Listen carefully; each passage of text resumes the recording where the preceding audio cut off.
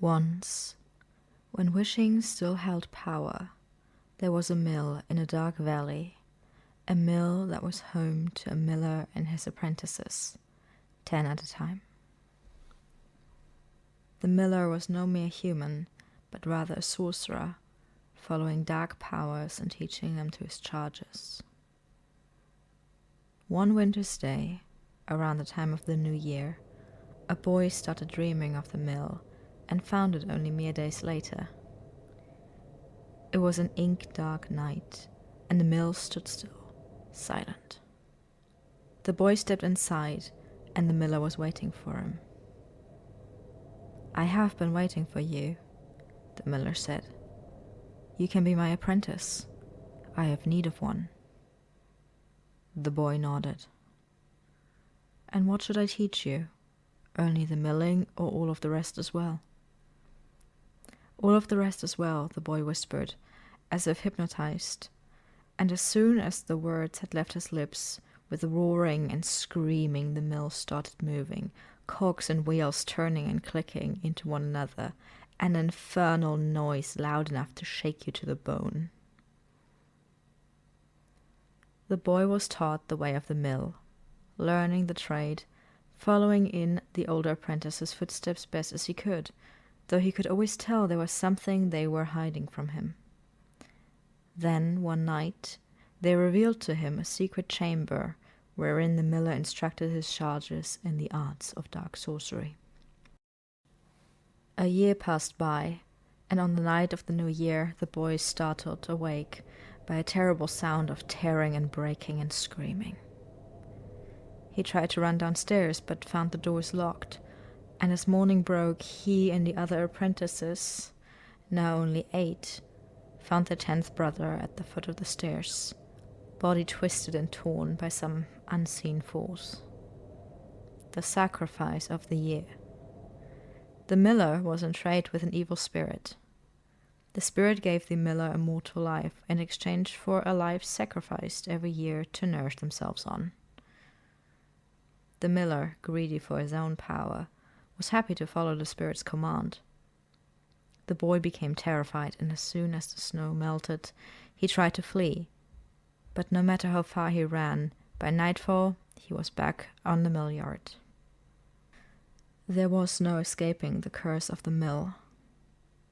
And over time, the dark sorcery ate at the apprentices, darkness etching into their bones and filling their hearts. Each of them was nothing more than a pawn in the miller's game.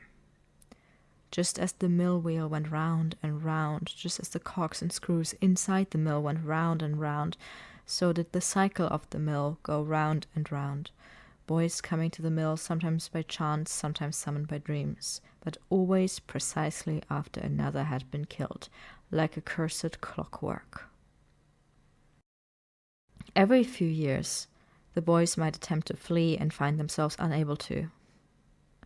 Whispers grew loud when one of the boys would try to break out, brothers telling on brothers to their master, leeching for slivers of power in their powerless submersion. Nobody went anywhere unless the miller ordered it so, and nobody kept a secret without being tattled on within days. But the boy never lost his spark, his will stronger than others. On one of the rare times the apprentices would be sent out to the villages, the boy had met someone. Whenever possible, whenever nobody else could watch, even his brothers, he'd met them, and over time they became very dear to one another. Their love grew strong in the shadows like an oak tree, and it was then that the boy asked his loved one for a favor. Winter came, and one night the loved one knocked on the door of the mill, requesting their beloved apprentice be set free. But the miller wasn't one to let go what he considered his easily, nor to let a single pair of happy souls steal away his power, and as he led the loved one inside, he changed the form of his apprentices. Rather than 10 boys, there were 10 ravens in the room, black of feather and amber of eye, entirely unrecognizable from each other. "Go on," "Show me your boy," the miller demanded, "and I shall set him free, if you are right." The loved one walked around the room, taking in every bird, every single one, listening in on their own instincts, until finally they stopped in front of one of the birds. "It is this one," they said. Around them, from one second to the next, the roaring of the mill fell silent, and as the loved one wrapped their shawl around the bird, black feathers fell, the boy taking his own shape again. Though darkness was still etched into his bones, still scarred his soul, he'd survived, and finally walked off the mill yard.